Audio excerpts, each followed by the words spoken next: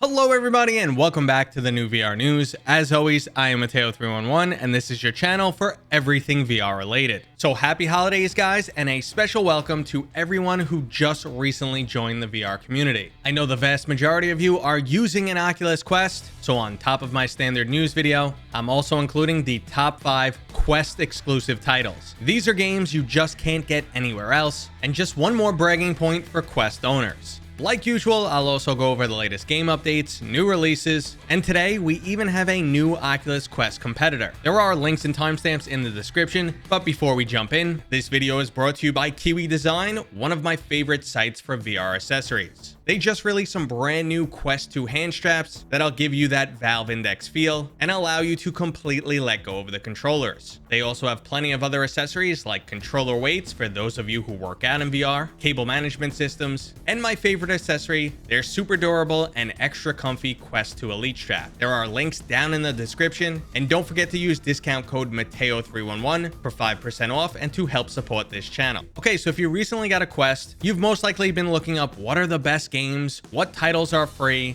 and basically every content creator has a list out there for you. In fact, I have multiple videos on this topic, which I will link on the screen, but I wanted to do something different, let you know the top games you can only get on the Quest, and some other options that currently make the Quest 2 the most appealing VR choice. Obviously, everyone knows it's the only budget option into VR right now, but at the same time, it's also the most versatile option. There's plenty of free content, Meta is constantly expanding the functionality, there's a huge library of games available, and even if you don't like the native Oculus games, it's the cheapest option for PC VR. Now, in full transparency, I still highly prefer my Valve Index over the Quest 2, but the Quest 2 gives you a lot more options for a fraction of the price. And the Quest 2 also has the following 5 games that you can't get anywhere else. First off is Star Wars Tales from the Galaxy's Edge. This is a story-driven first-person shooter set in the Star Wars universe, utilizing licensed material and official assets from Disney's ride, The Smuggler's Run. While the first part wasn't one of my favorite titles, it definitely comes into its own in part 2. It's also a blast to see C-3PO, R2-D2, and even Yoda up close and personal. So next up is the gothic archery roguelite In Death Unchained. Now you might be thinking, that's not a Quest exclusive. Well, actually it is. The original PC VR version was abandoned, and a new developer has taken over the Unchained version. The developers have been continuously adding new content, and if you're looking for something with a mature theme, high replayability, and a challenge, well then I highly recommend this title.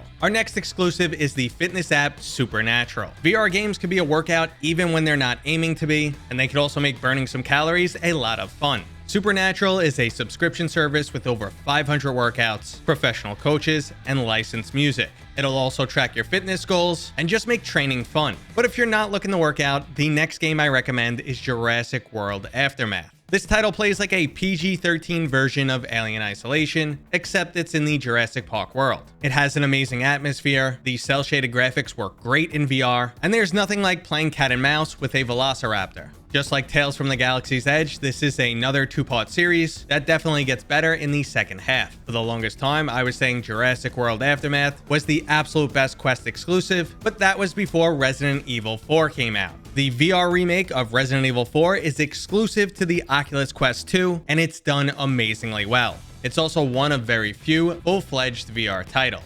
It's common for VR games to be under 4 hours long, but not Resident Evil 4. Resident Evil 4 is an amazing story-driven VR first-person shooter that's perfect for people who've never experienced a Resident Evil title or fans of the original. It's also the #1 bragging right for Quest 2 owners. Okay, so there are your top 5 Quest exclusives, titles that only the Questers can own, and even if you have a $5,000 computer and a $1,000 Valve Index, you just can't play these games. Now for the PC VR gamers out there who are about to get defensive, if you're familiar with this channel, you know my preference is PC VR, and there are plenty of amazing PC VR titles that Questers can't play natively. So no need to mention that down in the comments, but why not write me something else instead? Okay, let's move into the typical news. I generally start with new game announcements or releases, but since we're only 4 days away from the end of the year, there's not much going on right now. First up, a new episode of Space Explorers is available for the Quest. Space Explorers features 360-degree video footage from aboard the International Space Station. So if you're looking for a unique VR experience, or you want to experience science in a new way, go check out Space Explorers, which is available from their app on the Oculus Store or through Oculus TV.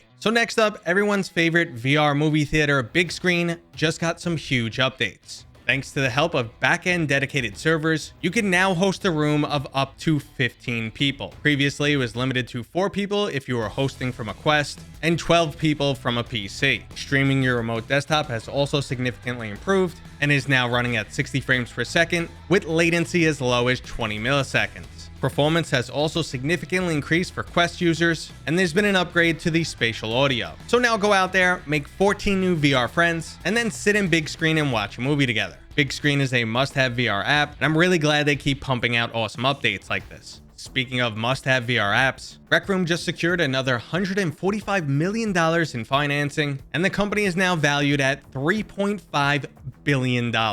Rec Room is a social application with a collection of mini-games and user-generated content. This evaluation shows just how much potential there is in social VR applications. If you haven't tried Rec Room, I highly recommend it. There's fun activities like paintball, laser tag, and quests, and they've recently added the racing mode rallies. But if you're not interested in the social stuff and you're looking for a more hardcore game, After the Fall is currently kicking butt. This 4-person co-op zombie shooter earned $1.4 million in revenue in its first 24 hours. This is more than Vertigo Games' previous successful title, Arizona Sunshine, did in 30 days. And this just shows that there's finally some real money in VR game development now. If you haven't played After the Fall, I recently put up a very positive review. It's easily one of the best co-op VR shooters, and besides a current lack of content, there's a lot to like in this game. So let's hope all that revenue equates into some awesome DLC. Okay, so one last game topic before we move into some hardware news, and that's a VR mod for Horizon Zero Dawn. This is yet again from developer Luke Ross, who previously gave us a Grand Theft Auto 5 mod, is working on mods for many other titles, and I was recently talking about how he had a Cyberpunk 2077 mod coming, but out of nowhere he dropped a Horizon Zero Dawn mod. Now this is an absolutely fantastic game that you can now witness from a whole new perspective. I'll put a link down in the description to Luke Ross's mods so you can check out everything he has to offer. Okay, let's move into some quick hardware news. A VR headset that was in my previous 2 videos was the Sword Art Online inspired Half Dive headset. This is a VR system that you use while laying down, and I'm not going to go into much more detail because, as I said, I covered it in my 2 previous videos, but I am happy to add that this piece of hardware has been fully funded on Kickstarter, and I'm also in communication with the team, so I should eventually have one to test out. Now, another exciting piece of hardware news is a new modular standalone headset from Somnium Space. This headset features the same XR2 chipset found in the Quest 2, but all of the other specs are getting an upgrade. It's a fully standalone headset with inside-out tracking, but also supports PCVR Lighthouse tracking. There's a lossless standard PC connection, ideal for sim fans, wireless PCVR streaming over Wi-Fi 6E, 512 gigabytes of internal storage, plus a micro SD slot for additional capacity, and dual 2880 by 2880 panels. This is almost like getting a Quest 2 and Valve Index all in one.